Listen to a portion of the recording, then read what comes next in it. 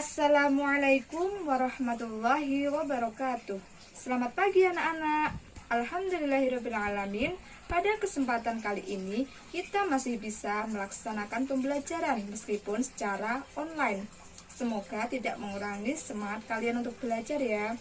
Baik, pada kesempatan kali ini kita akan mempelajari mengenai kebijakan-kebijakan para khulafaur rasyidin. Tapi sebelum itu, jangan lupa siapkan alat tulis kalian ya. Langsung saja simak penjelasan Ibu berikut ini. Kebijakan Khulafaur Rasyidin. Khulafaur Rasyidin yang pertama Abu Bakar As-Siddiq, Umar bin Khattab, Utsman bin Affan, dan Ali bin Abi Thalib. Apa saja kebijakan Khalifah Abu Bakar As-Siddiq? Kebijakan Abu Bakar As-Siddiq yakni yang pertama, menumpas nabi palsu, memerangi kaum murtad, perluasan wilayah hingga ke Persia, mengumpulkan naskah Al-Quran. Pengumpulan ini atas dasar saran dari Umar bin Khattab. Nah, itu tadi kebijakan pada masa Abu Bakar. Lalu apa saja kebijakan Umar bin Khattab? Yang pertama, itu di bidang ekonomi, sosial budaya, administrasi pemerintahan, dan politik dan militer.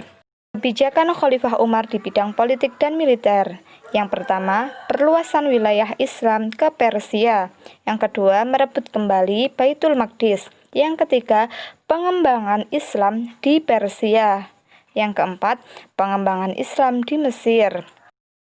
Pada masa pemerintahan Khalifah Umar, Islam telah berkembang ke wilayah-wilayah lain.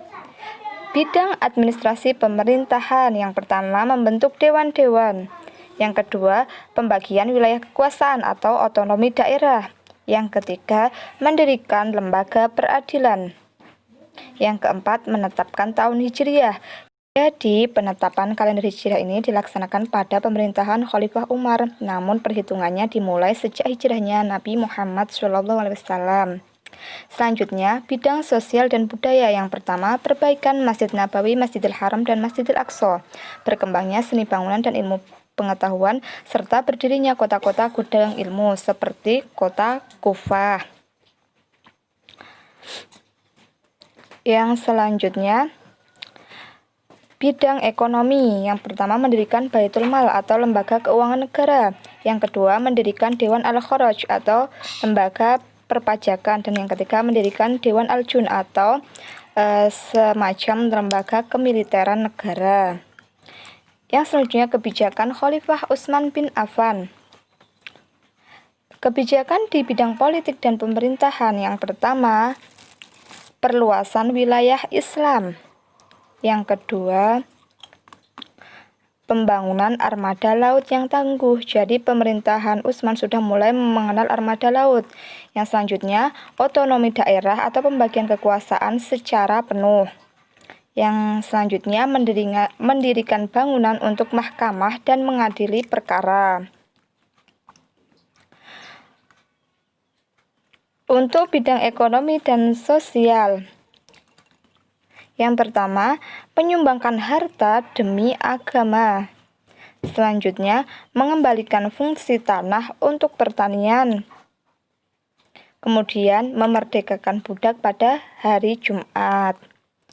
Yang selanjutnya, bidang agama. Yang pertama, perluasan Masjid Nabawi dan Masjidil Haram. Selanjutnya, kodifikasi Al-Quran atau yang kita kenal dengan Mushaf Utsmani. Yang selanjutnya, khutbah Idul Fitri dan Idul Adha.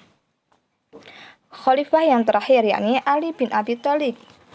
Kebijakannya mengganti gubernur yang kurang cakap yang diangkat Khalifah Utsman, menarik kembali tanah milik pemerintah. Selanjutnya, membukukan kitab Nahwu Qawaid Nabahab, menata pembangunan kota yang baik, serta kemajuan bidang politik dan militer yang sangat pesat. Perbandingan kebijakan para Khulafaur Rasyidin. Seperti apa perbandingan kebijakan para khalifah? Secara umum, Abu Bakar mengutamakan permasalahan akidah, Umar mengedepankan perluasan wilayah, Utsman menjaga kestabilan pemerintahan, dan Ali mengembalikan kestabilan pemerintahan.